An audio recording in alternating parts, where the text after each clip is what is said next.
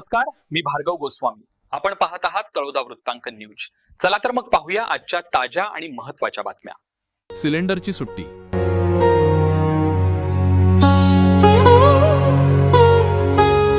आता हॉटेलमध्ये पेटली डिझेलची शेगडी.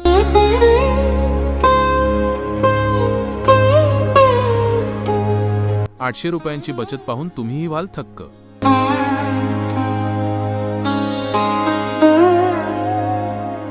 दीपक गोसावी यांच्यासह तळोदा वृत्तांकन न्यूज नेटवर्क बोरद.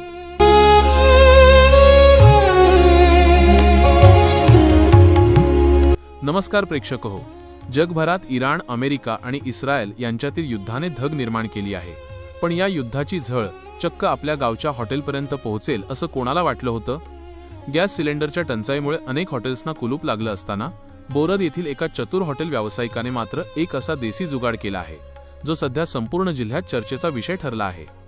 नेहमीच्या गॅस सिलेंडरऐवजी या व्यावसायिकाने शहादा येथून एक विशेष डिझेल शेगडी तयार करून आणली आहे. ही शेगडी म्हणजे गॅस टंचाईवर शोधलेलं एक प्रभावी उत्तरच आहे. विशेष म्हणजे जर डिझेल नसेल तर गाड्यांमधून निघालेलं खराब ऑइल वापरूनही ही शेगडी तितक्याच धडाक्यात पेटते. लोकांना कुतूहल वाटत आहे ते या शेगडीच्या आर्थिक गणिताचं. व्यावसायिक सिलेंडरचा वापर केला तर 2 दिवसाला ₹1800 खर्च येत होता. मात्र या डिझेल शेगडीमुळे दिवसाला फक्त 5 लिटर डिझेल लागते. म्हणजेच 2 दिवसांचा खर्च साधारण ₹900 ते ₹1000. याचाच अर्थ गॅस नसल्याचं दुःख बाजूला राहिलं.